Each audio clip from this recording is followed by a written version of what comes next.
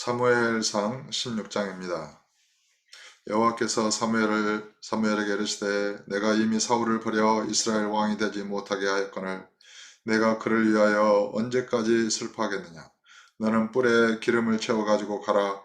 내가 너를 베들레헴 사람 이새에게로 보내리니 이는 내가 그의 아들 중에서 한 왕을 보았느니라 하시느니라.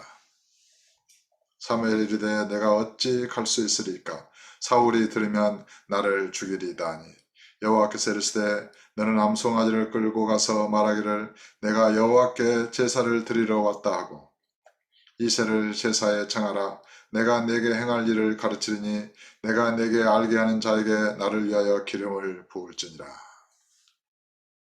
이제 사울 왕과 사무엘 사이에 이 적대적인 기류가 형성된 것을 알 수가 있습니다. 그리고 만약에 사울 왕이 다른 자에게 기름을 부어 왕을 세우려 한다는 이 사실이 발각이 되면 사무엘이 만약에 그러한다는 것이 사울 왕에게 발각이 된다면 사울 왕은 사무엘을 죽일 것이라는 것입니다. 그러니까 그 관계가 얼마나 참 이게 잘못된 거냐고요. 자기에게 기름을 부어 왕으로 세운 그 여호와의 선지자를 죽일 수도 있는 사울인 거예요. 완전히 이 사무엘 선지자는 지금 위기 가운데 있는 것이죠. 그래서 이제 제사를 드리러 왔다 이렇게 말하고 여호와께서 알게 하는 자에게 기름을 부어서 기름을 부을지니라 이렇게 지금 그 묘책을 여호와께서 이렇게 알려주고 계시는 것이죠. 4절에 사무엘이 여호와의 말씀대로 행하여 베들레헴의 이름에 성읍 장로들이 떨며 그를 영접하여 이르되 평강을 위하여 오시나이까. 사무엘이 그 성읍 장로들이 떨면서 영접할 만큼 정말 위대한 선지자였죠. 모든 그런 사사였고 이르되 평강을 위함이니라. 내가 여호와께 제사로 왔으니 여호와의 말씀대로 여호와께 제사로 왔으니 스스로 성결하게 하고 와서 나와 함께 제사하자 하고 이새와 그의 아들들을 성결하게 하고 제사에 청하니라. 그들이 오매 사무엘이 엘리압을 보고 마음에 이르기를 여호와의 기름 부으실 자가 과연 주님 앞에 있도다 하였더니 이제 이새 아들들 중에서 한 사람을 택하여 이제 왕을 보았다고 했으니까 사무엘의 마음에 그의 장자 엘리압이 탁 들어오니까 너무 준수하고 마음에 든 거예요. 야, 과연 여호와께서 기름 부음 받을 자다 이렇게 이제 생각을 한 거예요. 여호와께서 사무엘에게 이르시되 그의 용모와 키를 보지 말라. 초대왕 사울 왕은 어땠습니까? 용모가 준수하고 키가 다른 사람보다 2배나 크고 완전 완전한 이제 그런 용사였고 그래서 그 용모가 대단했죠. 그런데 엘리압도 아마 그에 준하는 사람이었나 봐요. 그래서 사무엘의 눈에 보기에 이 사람이 왕인가 보다.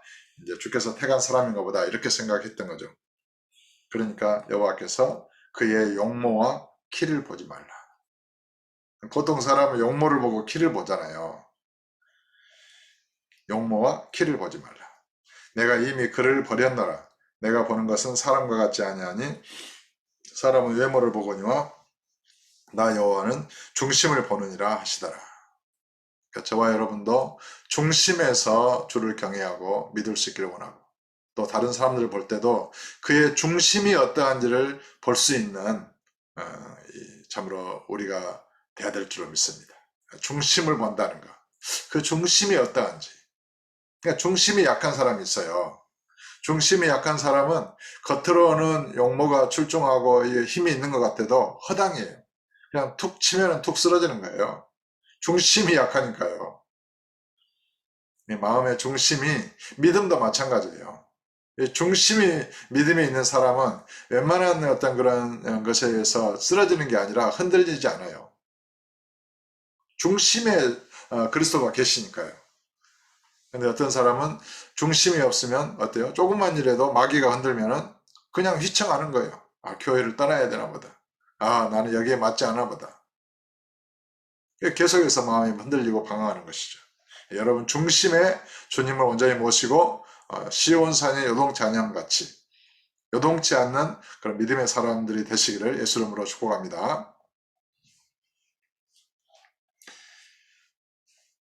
8절에 이새가 아비나답을 불러 사무엘 앞을 지나가게 하며 사무엘 이르되 이도 여호와께서 택하지 아니하셨느니라 하니 이새가 산마로 지나게 하며 사무엘이 이르되 이도 여호와께서 택하지 아니하셨느니라 하니라.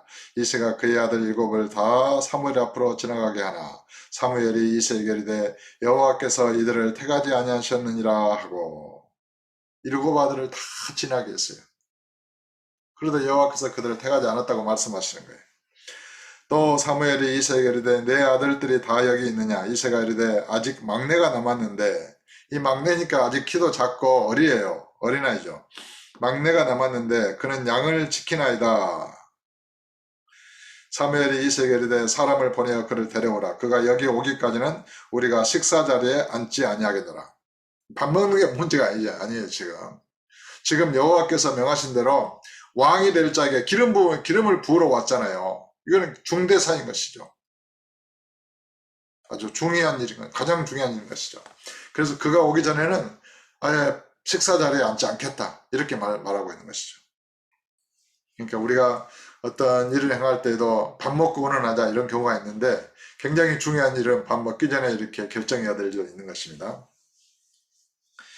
이에 사람을 보내어 그를 데려오매 그의 빛이 붉고 눈이 빼어나고 얼굴이 아름답더라.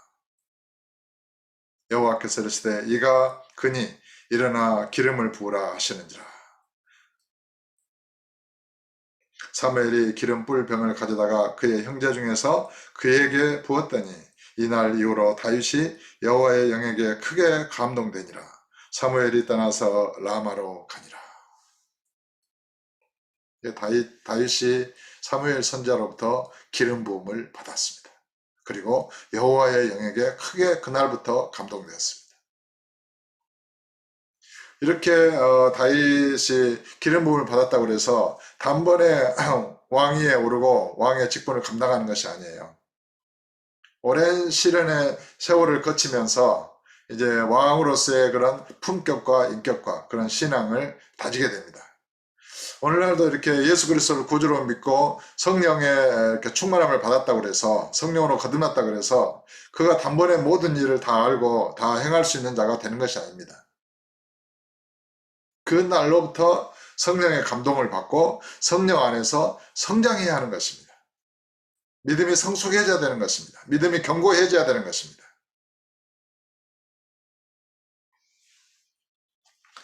14절에 여호와의 영이 사울에게서 떠나고, 이게 중요한 것이에요. 여호와의 영이 사울에게서 떠나고 여호와께서 부리시는 악령이 그를 번뇌하게 한지라. 그러니까 진리의 성령이 떠나면 어떻게 됩니까? 여호와께서 부리시는 악령이 번뇌하게 하는 거예요. 사람도 마찬가지예요. 오늘날 그리스도인들도 정말 자기 마음에 악을 품고 회개치 아니하면 성령이 그곳에는 거하지 않으십니다. 어떻게 죄를 품고 있는 마음에 성령이 함께 하시겠어요? 그냥 주변만 맴돌고 계시겠죠. 거기에는 악령이 자리 잡고 있는 것입니다. 사탄이 자리 잡고 있는 것입니다. 그래서 마음이 번뇌하고 평안을 누리지 못하는 것입니다. 여러분의 심령에 불안이나 평강이 없습니까? 악령이 자리 잡고 있습니다. 그걸 깨달아야 합니다. 진정으로 자기 마음에 악이 있습니다. 거짓이 있습니다. 그걸 깨달아야 합니다. 그리고 회개하고 악한 영을 쫓아내고 성령이 임하시도록 기도해야 되는 것입니다. 온전히 자기 마음 전부를 성령께 내어드려야 되는 것입니다. 근데 사람들은 어떤 생각에 자기 생각을 고집하고 있으면서 성령의 충만을 간구해요. 성령이 아무리 충만해져도 자기 생각을 고집하고 있는 그 부분에는 성령께서 역사하지 않는 것입니다. 그곳에는 악한 영이 딱 숨어 있는 것입니다. 거짓의 아비 마귀가 숨어 있는 것입니다. 언제든지 그 사람을 해방할 수 있는 것이죠. 15절에 사울의 신하들이 그에게 이르되 보소서 하나님께서 부리시는 악령이 왕을 번뇌하게 하온즉 원하건대 우리 주께서는 당신 앞에서 모시는 신하들에게 명령하여 수금을 잘 타는 사람을 구하게 하소서. 하나님께서 부리시는 악령이 왕에게 이를 때 그가 손으로 타면 왕이 나으시리라 하는지라. 사울이 신하에게 이르되 나를 위하여 잘 타는 사람을 구하여 내게로 데려오라 하니 소년 중 한 사람이 대답하려되 내가 베들레헴 사람 이새의 아들을 본즉 수금을 탈 줄 알고 용기와 무용과 구변이 있는 준수한 자라. 여호와께서 그와 함께 계시더이다 하더라. 사울이 이에 전령들을 이새에게 보내어 이르되 양치는 내 아들 다윗을 내게로 보내라며 이새가 떡과 한 가죽 부대에 포도주와 염소 새끼를 나귀에 실리고 그의 아들 다윗을 시켜 사울에게 보내니 다윗이 사울에게 이르러 그 앞에 모셔서매 사울이 그를 크게 사랑하여 자기의 무기를 드는 자로 삼고 이 무기를 들었다는 것은 완전히 자기의 그런 수족과 같은 자죠. 그렇게 다윗이 사울 왕의 곁에 서게 됩니다. 참 그림과 같은 이야기죠. 드라마 같은 이야기입니다.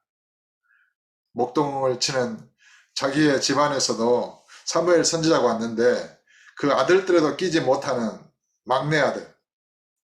그 아들들은 7 아들이 다 잔치에 참여하고 제사의 음식을 먹는 사무엘 선지자 앞에 지나가게 됐는데 그때 다윗은 막내로서 밖에서 양떼를 지키고 있는 거예요. 그렇게 홀대를 받은 것이죠. 야, 너는 막내니까 너는 양이나 지키고 있어. 이제 이런 식인 것이죠. 아버지도 그를 인정하지 않았고 그 형들도 그 막내 아들을 인정하지 않은 것이죠. 종들을 시켜서 양을 지키게 하고 야 너도 우리와 함께 가자 이랬어야 되잖아요. 그만큼 다윗은 하찮은 목동으로 보였습니다. 그러나 사무엘 선지자로부터 기름 부음을 받고 단번에 왕의 곁에 서게 됩니다. 이것이 여호와의 역사이죠. 무기를 드는 자를 삼고 또 사울이 이새에게 사람을 보내어 이르되 원하건대 다윗을 내 앞에 모셔서게 하라. 그가 내게 은총을 얻었느니라 하니라. 하나님께서 부리시는 악령이 사울에게 이를 때에 다윗이 수금을 들고 와서 손으로 탄즉 사울이 상쾌하여 낫고 악령이 그에게서 떠나더라. 참 신기한 일이에요. 다윗은 수금을 타면 악한 영이 떠나는 거예요. 참 신비로운 그런 성령의 은사를 다윗에게 허락하신 것이죠. 그만큼 다윗에게는 그런 악령을 쫓아내는 그런 여호와의 영, 성령의 권능이 함께하신 것입니다. 그 성령의 권능으로 함께한 사람은 기도를 하면 악한 영이 떠나는 거예요. 성령의 권능이 충만하면 그가 수금을 타면 악한 영이 떠나는 거예요.